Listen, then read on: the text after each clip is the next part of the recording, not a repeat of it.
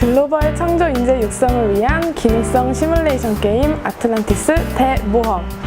미지의 보물을 찾아 나서는 25일간의 험난한 여정은 여러분을 창조적 인재로 성장시킬 것입니다. 최근 계속되는 취업난과 무한 경쟁 속에 살아가는 구직자들의 걱정이 이만저만이 아닐 텐데요. 실제로 취업이 되지 않아 졸업을 유예시키거나 단기 일용직을 선택하는 요즘의 현실에 저 또한 가슴이 먹먹한 마음이 듭니다. 하지만 여기에 근본적인 원인이 존재합니다. 기업에서는 스펙보다 도전정신과 끈기, 창의력을 겸비한 창업가 성향을 우선적으로 보는 데 반해 구직자인 우리들은 오로지 스펙을 쌓는 데 많은 시간과 돈을 소비하는 것이 오늘의 현실이기 때문입니다. 최근 대한상공회의소 조사자료에 의하면 글로벌 상위 100대 기업은 스펙이 높은 지원자보다 창업가적 도전 역량이 뛰어난 지원자를 원하고 있는 것으로 조사되고 있습니다. 이 외에도 수많은 기업들은 조사 내용을 반영이나 하듯 슈퍼맨을 바라보고 있는 것을 알 수 있습니다. 이런 기업들이 원하는 슈퍼맨, 즉 창업가적 역량을 키우기 위해선 어떤 노력이 필요할까요? 그 해답은 오늘 소개해드릴 아틀란티스 대모험에서 찾아볼 수 있을 것입니다.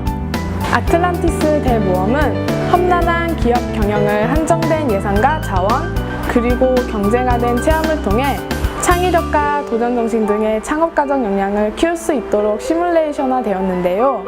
여러분은 이러한 시뮬레이션 체험을 통해 남들과 다른 그 무엇, 바로 창조적 경쟁력을 갖춘 인재로 거듭날 수 있다는 것입니다. 자, 그럼 학습자 애플리케이션의 시뮬레이션 게임 진행 방법에 대해 알아보도록 할까요? 먼저 게임을 다운받아야겠죠? 비즈트레인 홈페이지의 서비스 센터에서 마켓으로 연동되어 설치하시거나 안드로이드 기반의 플레이 스토어를 통해 게임을 다운받을 수 있습니다. 아틀란티스 대모험 또는 ATL로 검색하시면 됩니다. 다운이 완료되면 다음과 같은 아이콘을 볼 수 있는데요. 파란색 S가 적힌 아이콘을 실행시켜주면 학습자 모드로 게임을 시작할 수 있습니다. 게임을 실행하면 메인 화면이 나오는데 개인 또는 팀 모드를 선택할 수 있습니다. 교수자가 게임을 진행할 방을 만들 것이고 여러분은 교수자로부터 어떤 모드로 진행할 것인지 전달을 받게 될 것입니다. 꼭 교수자의 지시에 따라 게임 모드를 선택하셔야 합니다. 게임 모드를 선택하면 게임 설명 튜토리얼이 등장하는데요. 튜토리얼을 보고 싶으면 이전 다음 버튼을 이용해 단계별로 볼 수 있고 생략하려면 스킵 버튼을 이용할 수 있습니다. 게임의 전반적인 내용을 파악할 수 있으므로 처음 이용한다면 살펴보는 것이 좋겠죠? 개인 모드를 선택했다면 창조력 테스트도 진행하게 되는데요. 테스트를 진행할지 생략할지 학습자가 선택이 가능합니다. 테스트를 진행하고 싶으면 주어지는 질문에 대해 답변을 선택하면 됩니다.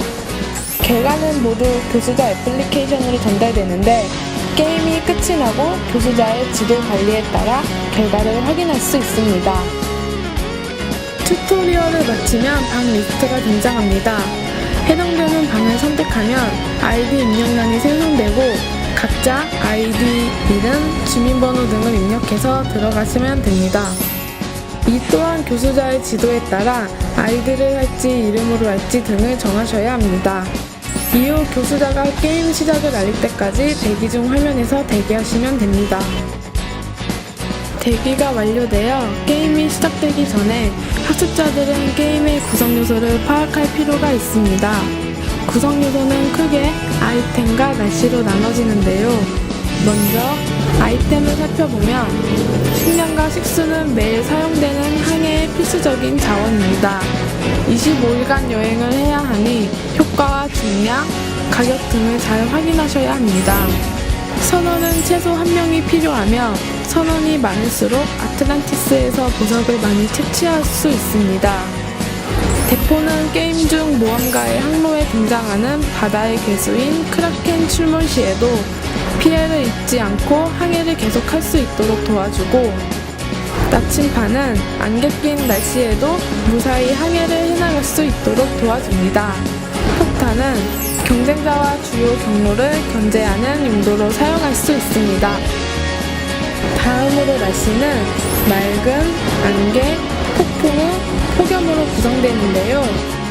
각각의 날씨에 따라 소비되는 자원의 차이가 생기므로 이를 잘 인지할 필요가 있습니다.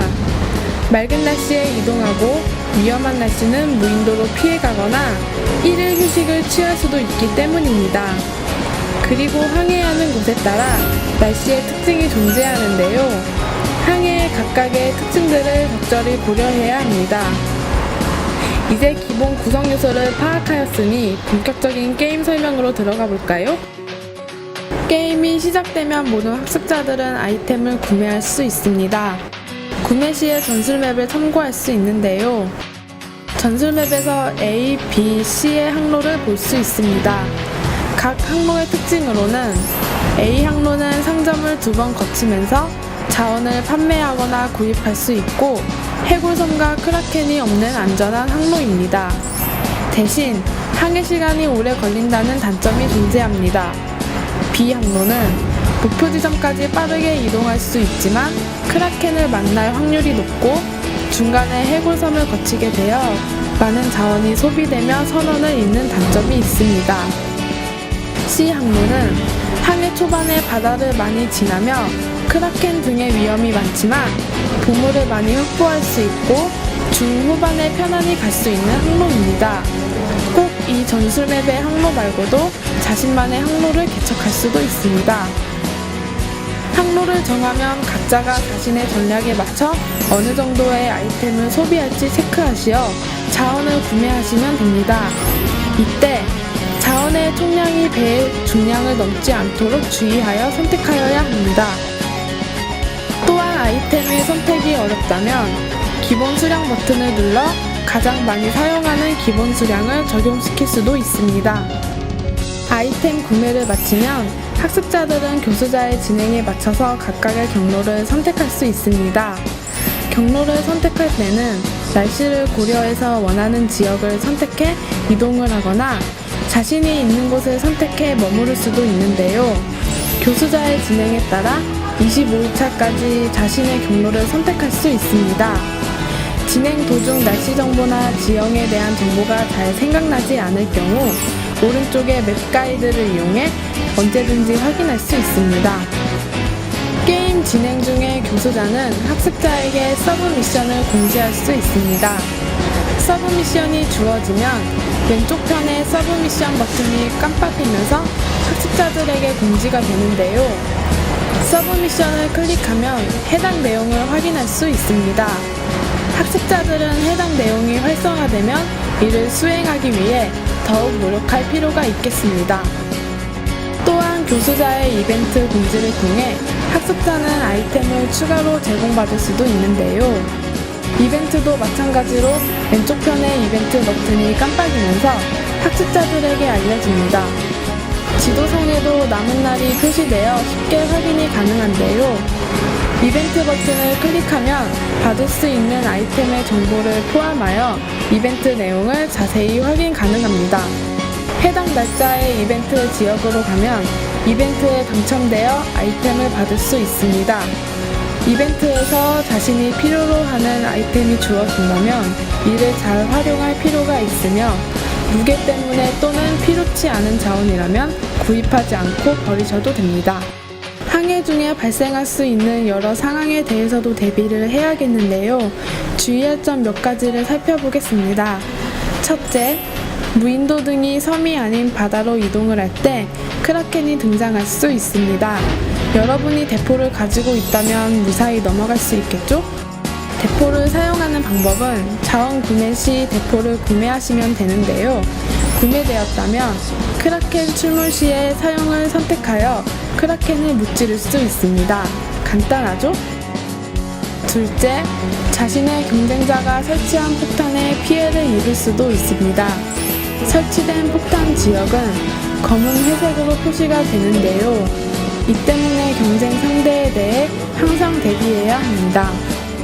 또한 폭탄 사용은 주요 경로 또는 경쟁자가 어떤 경로를 선택할지 미리 판단하여 주요 길목에 설치하시면 됩니다. 단, 동그란 모양의 바다 외에는 설치할 수 없습니다. 세 번째는 항해도 중 날씨가 안개일 경우 하루 동안 이동이 불가능하다는 것입니다. 바다에서 하루를 지체하고 싶지 않다면 나침반을 적당 수량 준비할 필요가 있겠죠? 구매를 하셨다면 사용 방법은 포탄과 마찬가지로 사용 버튼을 클릭하시면 간단히 해결됩니다. 아틀란티스 섬은 보석 모양을 하고 있는데요. 이곳에 도착하면 보석을 채취할 수 있습니다. 선원이 많으면 많을수록 한 번에 많은 보석을 채취할 수 있다는 점 잊지 않으셨죠? 계속 보석을 채취하려면 섬에 머무르기 버튼을 누르셔서 지속적으로 보석을 캘 수 있습니다. 보석 채취 중에는 날씨 그리고 배의 중량이 늘어나는 것과 25일 안에 식량, 식수가 모자르지 않게 도착할 수 있도록 고려해줄 필요가 있습니다. 아무리 많은 보석을 채취해도 25일 이내에 도착하지 못한다면 아무 소용이 없겠죠? 식량이나 식수가 모자라거나 선원이 모두 죽으면 사망을 하게 되는데요. 사망을 하여도 한 번 부활의 기회가 주어집니다. 부활 시 도착지와의 거리가 비례하게 골드가 주어지고 상점이 이용 가능하므로 또 사망하지 않도록 좀 더 신중하게 아이템을 구매하셔야 합니다. 한 번 더 사망하였거나 무사히 25일 이내에 도착지에 도달하였다면 게임이 끝나게 되며 모든 학습자가 도착할 때까지 대기 상태로 있습니다. 모든 학습자들이 게임을 마치면 생존 여부와 도착일 자원 사용 등을 바탕으로 한 순위표를 볼 수 있습니다. 이때 여러분은 교수자의 선택에 따라 자신의 성과지표를 확인할 수도 있습니다. 조회가 가능하면 순위표에서 자신을 선택해 기획, 재무, 인사, 생산, 마케팅의 5가지로 평가된 KPI 성과 등급을 볼 수 있고 개인 모드인 경우 창조력 보기를 통해 학습자에 대해 창의, 열정, 위험 감수 등으로 평가된 창조력 테스트 결과를 확인할 수 있습니다. 게임 진행 방식이 잘 생각나지 않는다면 가이드를 이용해 보세요. 가이드를 선택하면 다음과 같이 단계별로 나누어진 내용을 볼 수 있는데요. 아이템 구매 방법, 날씨 정보, 보물 캐기 등의 게임의 전반적인 내용을 간략하게 설명하고 있으므로 게임 방식이 잘 기억나지 않을 때 언제든지 활용할 수 있답니다.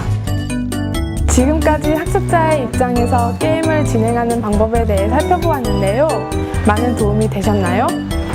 앞으로도 아틀란티스 대모험은 여러분 모두가 슈퍼맨이 되는 그날까지 열심히 달려가도록 하겠습니다. 감사합니다.